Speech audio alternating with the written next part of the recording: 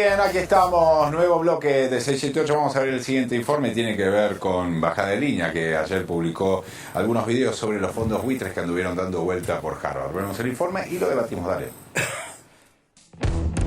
Bajada de Línea, Harvard y los fondos buitres. Si ganan los republicanos, buena es la que nos espera en América Latina. Los republicanos pueden ayudar inmediatamente a dar golpes de Estado, por ejemplo, en aquellos países donde no les guste el gobierno que haya elegido el pueblo. Los republicanos son los que andan cobrando las deudas por el mundo, son los que empujan a Obama a ciertas diferencias que de vez en cuando hay, por ejemplo, con el gobierno de la Argentina, porque los republicanos son el largo brazo de los fondos buitres, la gente más despreciable del mundo, gente que participa a veces sin que lo sepamos, como ocurrió ahora en esta convocatoria que hubo en Harvard sobre la presidenta. Ustedes saben que los fondos buitres tienen algo que se llama el American Task Force Argentina, es decir, la fuerza de choque, el grupo de tareas que ellos tienen. Emitieron este volante, vayan prestando atención. El volante dice la primera de sus apreciaciones. En vista de los constantes ataques por medios intelectuales y periodistas específicos, no necesariamente opositores, sino críticos que han recibido el gobierno, ¿usted cree que existe la libertad de expresión en Argentina? Y firman American Task Force. En vista de los constantes ataques que medios intelectuales y periodistas específicos, no necesariamente opositores, sino críticos, han recibido durante su gobierno, ¿usted cree que existe la pluralidad? ¿Qué son los fondos buitres? ¿Cómo se presentan ante el mundo? ¿Y cómo presentan a la Argentina ante el mundo? ¿Y cómo son capaces de tomar a un pobre chico y allí en medio de los nervios, sabiendo que está transpirando como testigo falso, sabiendo que es empujado a este comportamiento nervioso porque él es consciente de que está cometiendo una maldad, pero lo empujan? Mire quién está detrás. Ha leído, ¿no? El American Task Force. La pregunta del chico: ¿quién es el American Task Force? A decade ago, Argentina committed the largest sovereign debt default in history. Today, Argentina still refuses to pay back $16 billion it owes to private investors, despite a growing economy and $51 billion in currency reserves. As a G20 partner, Argentina simply functions as a rogue economy. It's unacceptable. It sets a dangerous precedent. President Cristina Kirchner hoarded billions of dollars, seized pension funds, and now threatens the free press. The Kirchners have run the most mismanaged economic policies in Latin America. We know for a fact that they manipulated the inflation data, that the statistics coming out of that government certainly can't be trusted. Can the world afford to let a G20 partner behave like an outlaw? If we let Argentina get away with this behavior, who will be next?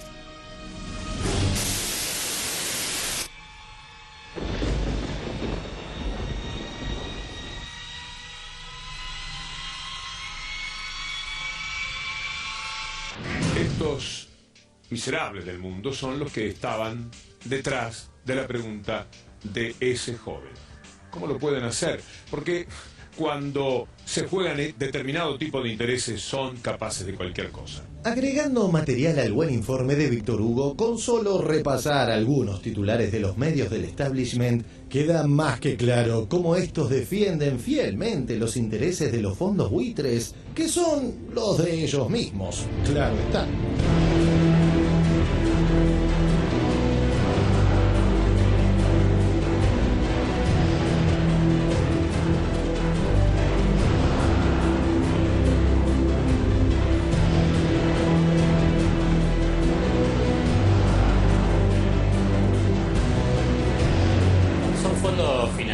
Esto es que hay que entenderlo, son operadores financieros que compran los bonos de países que están en cesación de pagos o con gravísimos problemas en niveles muy bajos, y después no les importa que el Estado después les pague a partir de renegociación, sino que hacen litigios en tribunales internacionales donde los países periféricos, entre esos Argentina, en momentos de debilidad, entregaron la soberanía jurídica y a partir de ahí lo que reclaman es cobrar esos bonos que compraron a 2, 3, 4 dólares a 100, a su valor nominal, más los intereses más punitorios. O sea, es una operación ultra especulativa donde recae toda la presión sobre los países deudores.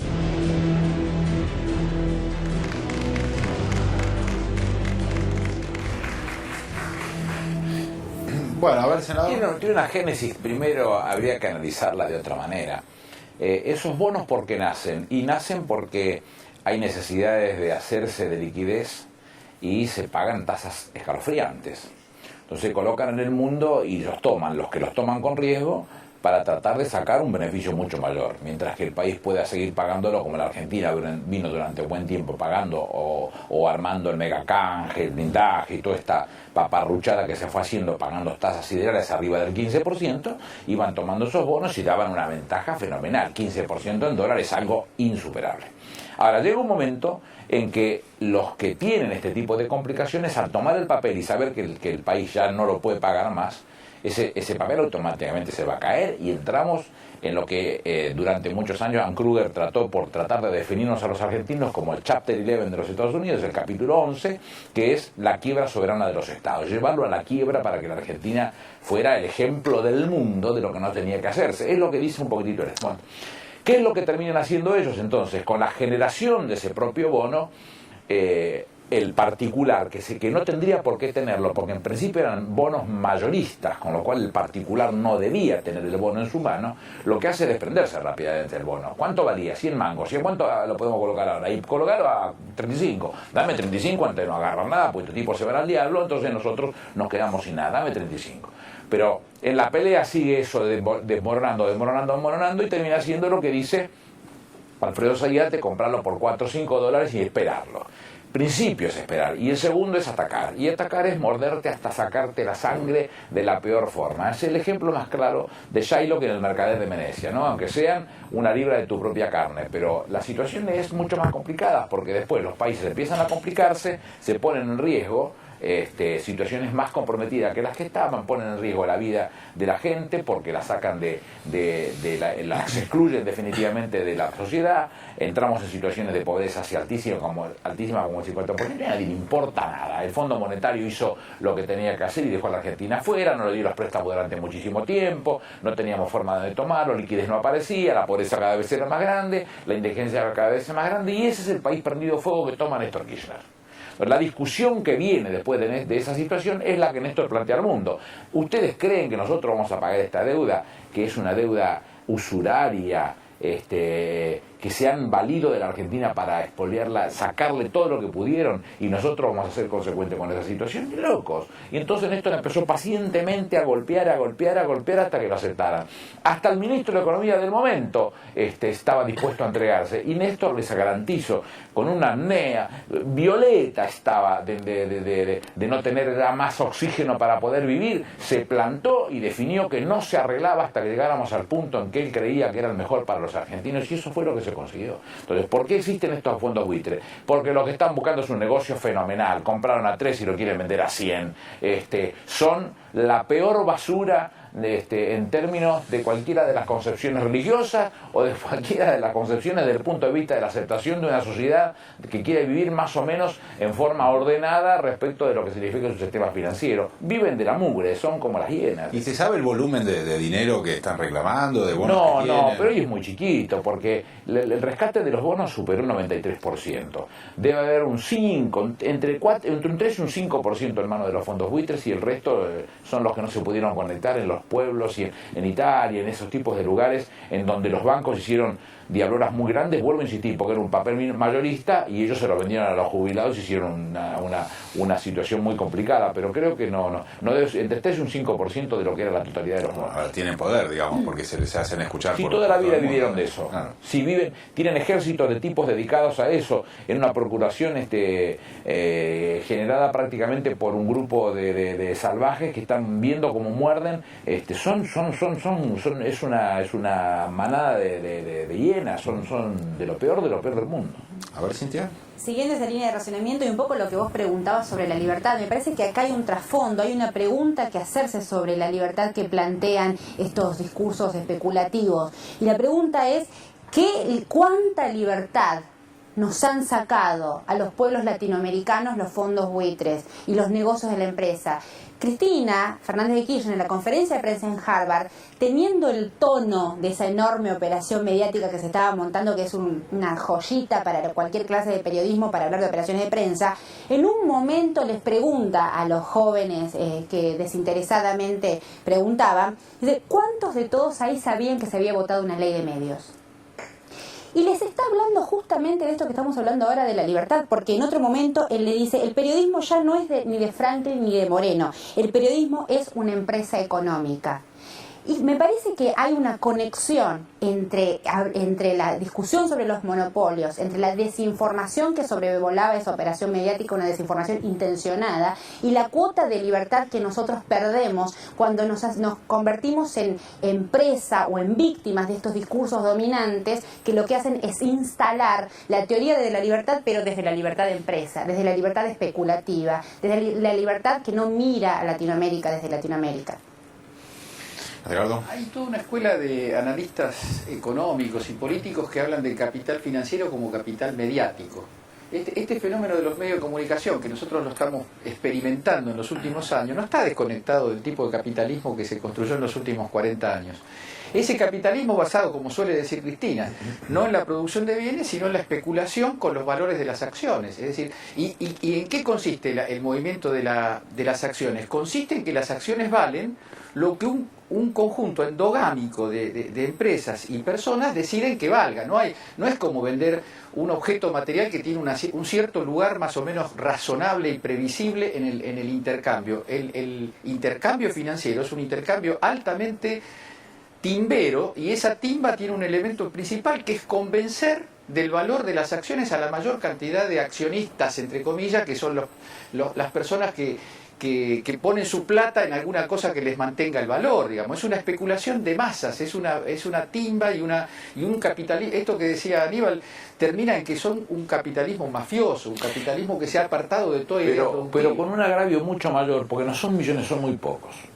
Y la realidad es que en ese nivel de discusiones a nivel internacional, cuando se genera Bretton Woods, de Bretton Woods salen algunas de las organizaciones que hoy, entre comillas, conducen el mundo, o que intentamos entre todos participar y conducir el mundo, se crea en ese momento el Fondo Monetario Internacional, y la vocación del Fondo Monetario no era otra cosa que el equilibrio de las balanzas comerciales de los países para que pudieran comercializar entre ellos de la mejor manera.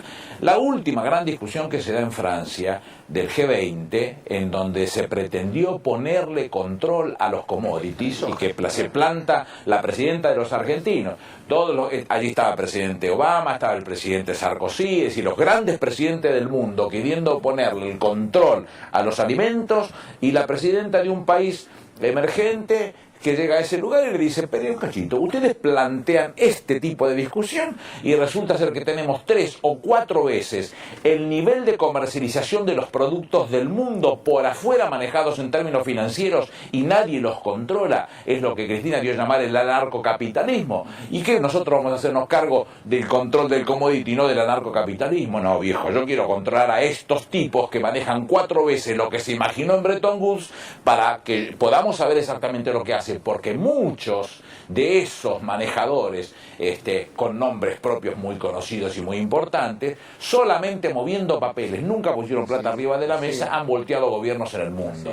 Malasia ha sido un ejemplo gráfico en ese caso. Entonces digo, si nosotros no miramos con el cuidado del caso lo que son capaces de hacer, te atacan y te rompen en 50.000 pedazos, porque es voraz, pero no es voraz en términos de una inversión que quiere llevar buena rentabilidad. Les importa un comino la inversión, ni tu vida, ni tus hijos, ni tus pibes, ni tu gente. Lo que les importa en términos financieros es no poner plata, hacer 4 movimientos que signifiquen o que demuestren que hay una buena inversión y llevarse todo lo que se pueden, aunque sea la última pedacito de tu sangre. Vuelvo a insistir, es el ejemplo más gráfico de Shylock. aunque sea un pedazo, una onza de tu carne, se la quieren llevar, no les importa absolutamente. Ahora, Aníbal, y tiene además un ejército de gurúes económicos que se encargan de convencer a la gente de aquellas cosas que esos grupos Sí, la mayoría pagos, Muy bien. La mayoría pagos, Así estamos, vamos a otro corte, en un rato volvemos, dale.